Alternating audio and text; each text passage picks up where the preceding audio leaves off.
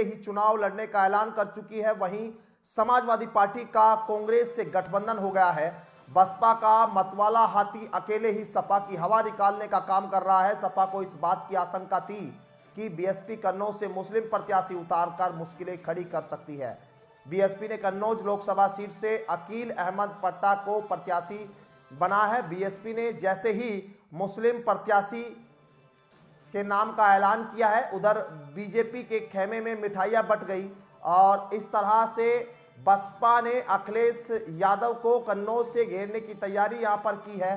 सपा मुखिया अखिलेश यादव कन्नौज से लोकसभा चुनाव लड़ने के संकेत दे चुके हैं। अखिलेश ने पार्टी के करीबियों और सक्रिय नेताओं से बात कर स्वयं के उतरने की बात के तैयारियों के निर्देश दिए और कन्नौज लोकसभा सीट पर 1998 से लेकर 2019 तक समाजवादी पार्टी का कब्जा रहा।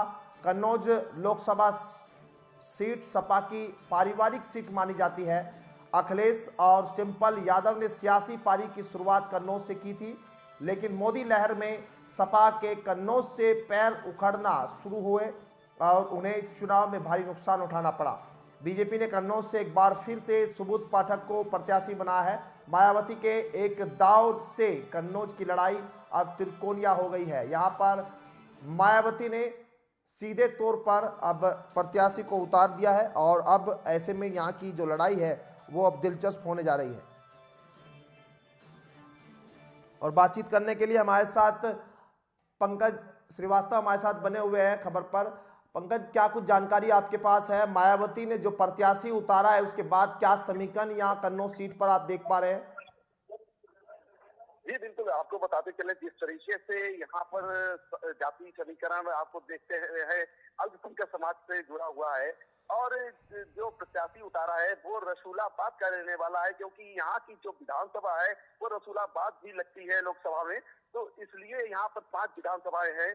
उसके साथ साथ जो रसूलाबाद का जो समीकरण जिस तरीके से सामने आ रहा है, वहां पर जो अभी तक अल्पसंख्यक समाज से जुड़ा हुआ जो प्रत्याशी उतारा है शकील खां को मायावती ने, तो उससे ये साफ एक तस्वीर सामने आ रही है कि इधर जो अखिलेश यादव हैं और सुब्रत पाठक है, तो अब त्रिकोणीय मुकाबला होने की संभावना इसमें जताई जा रही है, जिससे कि अब यहाँ का चुनाव बहुत ही रोचक पूर्ण तरीके से सामने आ रहा है। जी बिल्कुल ब्रजेश जो है यहाँ पर पंकज आपसे समझना चाहेंगे, क्योंकि यहाँ पर सुबोध पाठक जो है वो सांसद है और अभी तक उन्होंने उन्हीं के नाम का ऐलान हुआ था, लेकिन अभी समाजवादी पार्टी की ओर से माना जा रहा है कि अखिलेश यादव भी यहाँ चुनाव लड़ सकते हैं। इस तरह की कोई सुबसुबाहट चर्चा क्या देख पा रहे हैं कि यहाँ पर क्या मुकाबला अखिलेश यादव के साथ जो है सुबोध पाठक के साथ होगा, या फिर जो मायावती के प्रत्याशी है वो कहीं मुकाबले में आपको दिखाई देते हैं?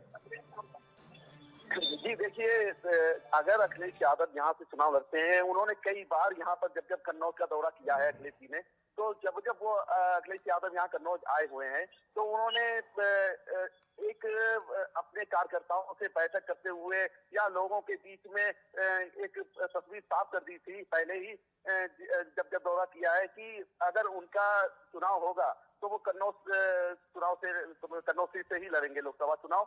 और एक तस्वीर और उन्होंने अभी साफ की है कि वो दोनों जगह से लड़ सकते हैं, आजमगढ़ और कन्नौज दोनों जगह से वो अपना चुनावी मुकुल फूंक सकते हैं, और ये दोनों ही सीट उनके जो है कार्यकर्ताओं के बीच में बातचीत चल रही है, और जो भी सामने आ रहा है रिजल्ट उनका भी 2 बार वो कन्नौज आए थे अभी हाल ही में, तो उन्होंने एक इशारा भी किया था कि हम कन्नौज लोकसभा सीट से जनता के बीच में चुनाव लड़ेंगे। तो इससे साफ तस्वीर जाहिर साफ है कि वो कन्नौज से ही चुनाव लड़ेंगे, और दूसरी जो है उनकी आजमगढ़ सीट है, तो हो सकता है वो दोनों सीट से लोकसभा सीट का चुनाव लड़े। बहुत शुक्रिया आपका तमाम बातचीत करने के लिए। और यहाँ पर अब कन्नौज में सीधे तौर पर मुकाबला और कड़ा हो चुका है।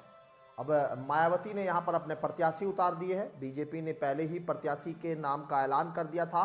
अब अखिलेश यादव यहाँ से चुनाव लड़ेंगे या नहीं, अभी इसको लेकर सीधी तौर पर तस्वीर यहाँ सामने नहीं आई है, लेकिन यहाँ उम्मीद जताई जा रही है कि अखिलेश यादव कन्नौज से चुनाव लड़ सकते हैं।